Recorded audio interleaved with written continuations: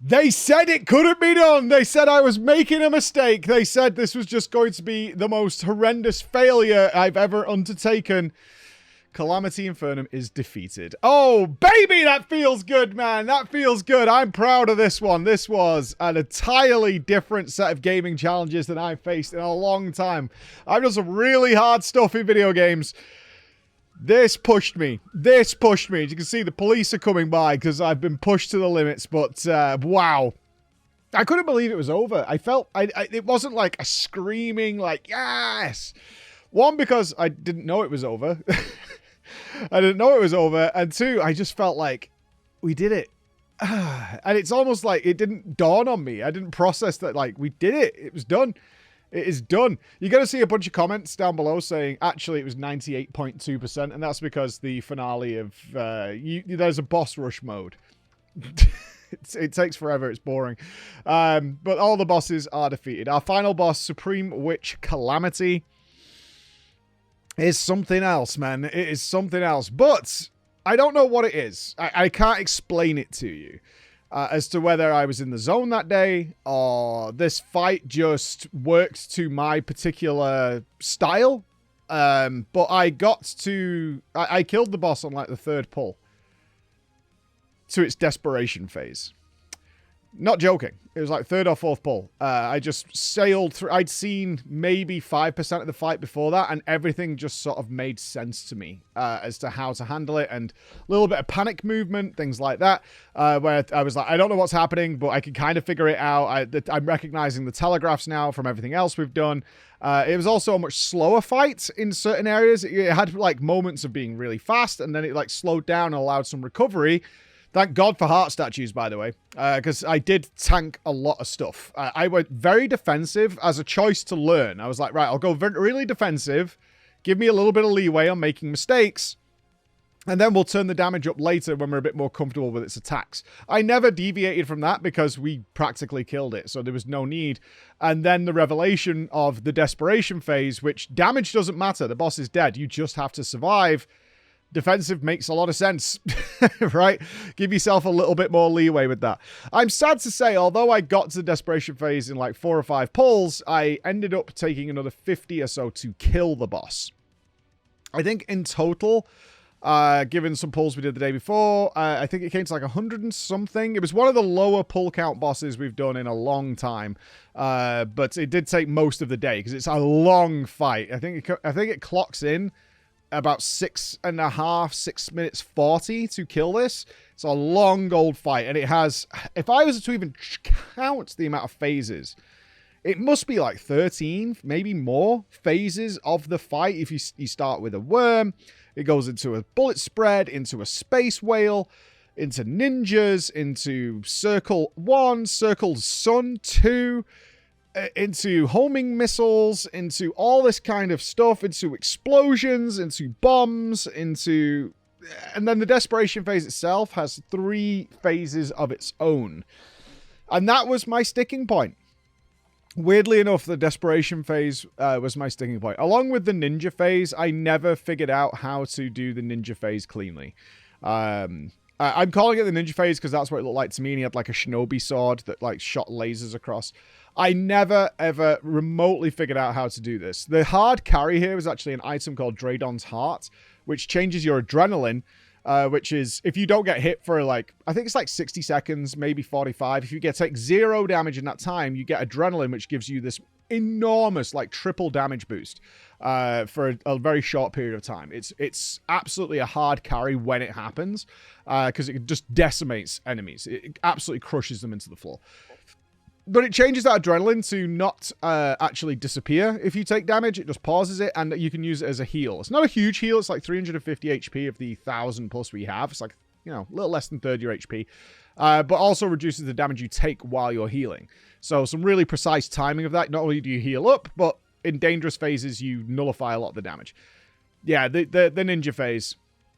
I could see what it was doing.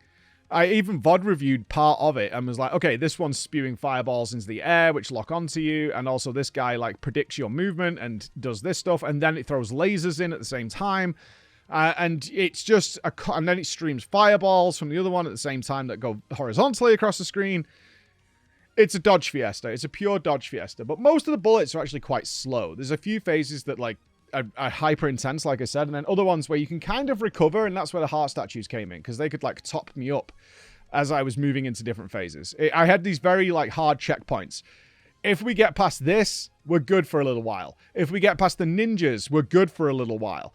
And moving forward. But the goddamn desperation phase. The first phase of it, where it shoots lasers out the floor, I figured out pretty quickly. I was like, okay, there's homing bullets that literally lock on and could turn around on a dime and shoot you. So you have to keep moving in some sort of pattern there. But these lasers shoot out the floor and cut the arena up, so you have to wait for them to pass, and then you need to move quite severely, and then use vertical. So I figured that out pretty quickly. The second phase was actually the freest of them all, shooting bombs all over the screen, but the bullets that are also happening at the same time lock onto your position. So as long as you're moving around cardinals with a little bit of a pause, you never take damage there. Really nice. The last phase, though. Oh my god. Just the worst. It's so plain and obvious what's happening as well, but it's such tight micro movement. It's just panels of bullets that are coming down in little horizontal sections that are staggered. So it's like a Donkey Kong or Super Mario. It's like they're not that complex, and they're very easy to avoid. But at the same time, he's shooting bombs that explode into bullets as well. And they hit really hard. Really, really hard. Like, taking like 3 of these will kill you. That's it. And it goes on forever. It lasts forever. It's so infuriating. Like, I got there so many times only to last... I don't know exactly how long it lasts. I didn't count. It might only be something like 15 seconds. But that is a long 15 seconds, man. A long 15 seconds with all that's going on in that phase. And I was like, right, so we move diagonally through here. That should bait the bullets. And then we can move this way and that way. And I got there. I must have... Now I know. I was actually convinced there was going to be another phase after that. Which is why when I actually killed it, I was like, this is going to be more. There's going to be more. That I probably survived like 14 seconds, 13 seconds, like really probably something like a second away from finishing the fight. And just didn't make it. And also didn't know that's how close I was, which a lot of my audience were like, oh my god, this is heartbreaking. And I was heartbroken. I was absolutely heartbroken every time we got there. And sometimes I would get there with like a health pot and adrenaline, so I had the self-heal and the reduced damage, and it still wasn't enough. Like, take a couple of bullets, you're just dead. Like, it's just nothing you can do about it. I was like, oh my god. And I just need to get past this, because I'm convinced there's something else afterwards. Ultimately, did it. And it was done. And got to play around with a lot of the super endgame stuff. I had an item called Kevin, which is like a Sith lightning that just eradicates everything, just like 500,000 DPS. They gave you just some absolutely stupid items to mess around with later on. And crazy armor to go with it. Like, they were just like, you've beaten it. Here's a load of goofy stuff to go with it. Some fun stats, though. So, people were like, rate the bosses. My number one boss in all of Infernum that I enjoyed more than anything else was Providence. By far my favorite boss. I think Exomex comes in second. That was by far also the hardest boss I did was the Exomex.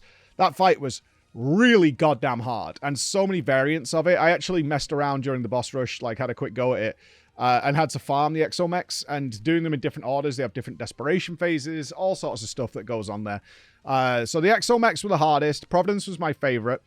The worst boss by far, and I'm not even exaggerating here as to how not close it is, because there were some fights I didn't like Deerclops. It's just a bad fight, but whatever. You get past it, it's not ever. The fight I actually hated, detested with all my heart was Old Duke. And I'm glad to say that they've literally, as I finished Infernum, announced an update to Calamity where they're reworking the Old Duke. It's just horrible. Just an obscenely horrible fight that has no place at all. I don't think I would have killed that if it wasn't for the Omega armor that just gave me lol's DPS to just kill it before it could kill me. That's it. That was the only reason I managed to kill that fight. It was disgusting. It has one mechanic, and it just does it over and over again, and just goes, I go really fast, faster than you do, and therefore I'm going to kill you. That's it. And I hit really hard, lol, which is like Devourer of Gods a little bit, where you can control the Devourer of Gods. Another fight I want to give shout-outs to, actually, is Golem. I think Golem was kind of the eye-opening experience for me. It was the first time the HP of the bosses dramatically, like, multiplied. I think it had something like 3 times the amount of health that other bosses had by that point. And it's all control. It's all manageable. It's a long fight, so you've got to stay focused. You've got to stay patient. You can't rush anything. You've got to find technique. That's what I really enjoy. That's why I like Providence. Providence had so many phases that all required solutions. That's my favorite thing. And it's one of the reasons that I hated the ninja phase in, say, Calamitous, because I could not see the solution. And it turns out that a lot of people never found a solution to this. They just burn it to death as fast as humanly possible to get out of it. So whether there is a solution there or whether it's just like, lol, bullet hell, die. I don't know. It could be. I'm sure somebody's figured something out there, but I tried a whole bunch of different things and could not find a way of, like, managing this. I knew individual portions of it because that phase on its own has, like, 3 or 4 different sections, but I could not figure it out, and it was hell. I have to say, like, this has been one of the most fun and stressful challenges I've ever done. I was exhausted afterwards. This is the first time my eyes have actually burned. I had to turn the brightness down on my monitor. We did take a quick look at some other things that people were like, hey, there's Wrath of the Gods. I took a look at that. It's not for me. That stuff is too wild and it's just flashy and it didn't appeal to me whatsoever. But this has been great. One thing I did want to point out, I put this out on Twitter as well, is that I checked the stats. Terraria is £9. £9, right? It's less than most DLCs or a skin these days. And so far, in my mediocre, middling playthroughs, I've done 2 playthroughs. I've done Infernum and I've done the base game. It's 330 hours, and I still want to play more of it. This game is phenomenal. It's absolutely phenomenal. And the modding community, which is still updating. I just said they're updating Calamity. It's been out for a long time. They're updating Calamity again. The base game just had a patch while we were playing this with a bunch of new stuff. It's called like Bold and Bolder or something like that. It's just such a good value for money proposition to play around in. Yes, it's got all that. You could spend another 300-400 hours just decorating if you wanted to, or go into extremely hard, difficult encounters if you want to do that as well. Constant ARPG upgrades. You become a literal walking plague of death by the end of it. You know, you start the game like being harassed by little slimes, and then by the end of the game, you are just the scourge of the world. And I have to say, I checked my map at the end of it. Despite this taking 170 hours to do Infernum, there's so much of the map I haven't seen yet.